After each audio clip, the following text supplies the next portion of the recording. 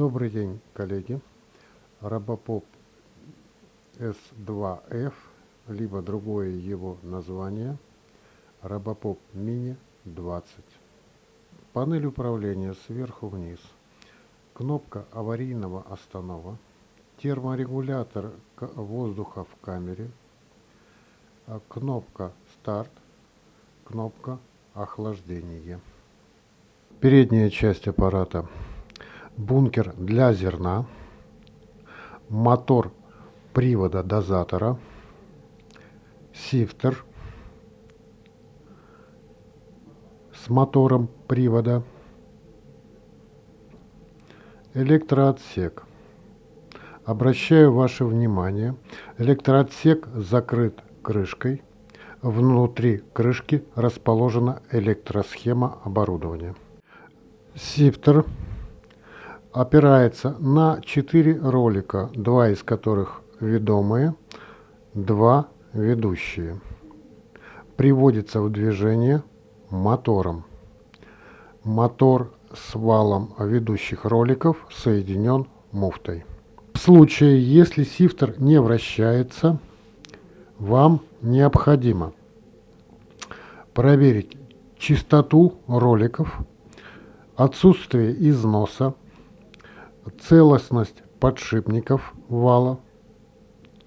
Далее проверить исправность болта, соединяющего муфту с валом, и проверить исправность самого мотора. В электроотсеке слева контроллер температуры, кнопочка старт, кнопка охлаждения. Сверху термостат защитной камеры, конденсатор мотора сифтера, частотный преобразователь мотора камеры, драйвер мотора дозатора, блок питания 24 вольта, питающее напряжение на все элементы. Контроллер. Реле К1, К2, К3, К4. Реле К1 управляет контактором подачи питания на аппарат КМ1. Реле К2 управляет контактором подачи питания на ТЭН-устройство КМ2. Реле К3 и К4 соответственно подают фазу И0 на мотор вращения сифтера. Нижний ряд твердотельное реле подачи питания на ТЭНы устройства. Реле контактор КМ2 подачи питания на ТЭНы устройства. Контактор КМ1 подачи питания на все устройство. Реле контроля напряжения. Автомат защиты сети. Аварийный термостат камеры проверяется на прозвон. При взведенном должен звониться накоротко. Блок питания проверяется путем замера напряжения постоянного на клеммах 0 и 24 вольта. Косвенно работу блока питания можно проверить по загоранию зеленого светодиодного индикатора. Контроллер. Обращаю ваше внимание, для заказа контроллера необходимо присылать нам фото заводской таблички, чтобы мы могли подобрать необходимую прошивку. Частотный преобразователь. На индикации частотного преобразователя вы видите частоту в герцах, которая подается на мотор конвекции. В данном случае 40 Гц. Реле твердотельное проверяется на прозвон силовые контакты. В случае, если контакты звонятся накоротко, реле пробито и подлежит замене. Для замены датчика температуры вам необходимо вскрыть боковой отсек, демонтировать теплоизоляцию.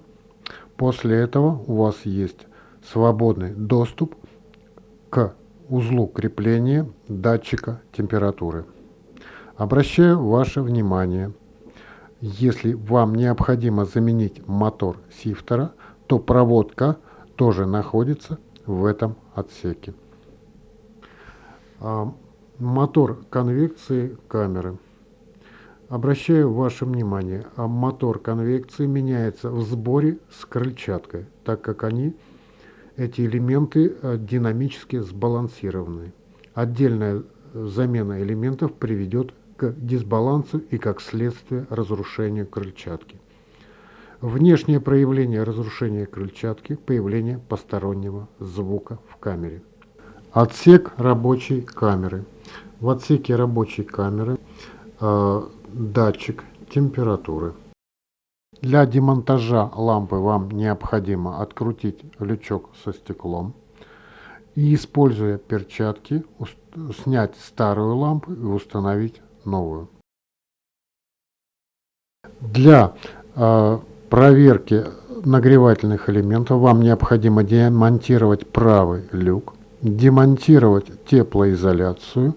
После этого у вас есть доступ к токоведущим шинам нагревательных элементов. Для проверки вам необходимо проверить сопротивление тенов, которое должно составлять примерно 11 Ом. Сопротивление каждого тена 22 Ома, и при параллельном соединении суммарное сопротивление будет составлять 11 Ом. Если сопротивление будет 22 Ома либо бесконечность, это означает, что один либо два тена вышли из строя. Для замены тенов вам необходимо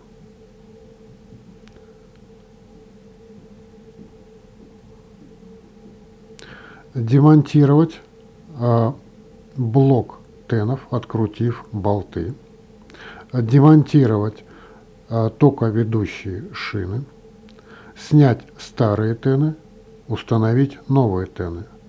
Обращаю ваше внимание, при монтаже токоведущих шин обязательно используйте токопроводящую смазку Молекот.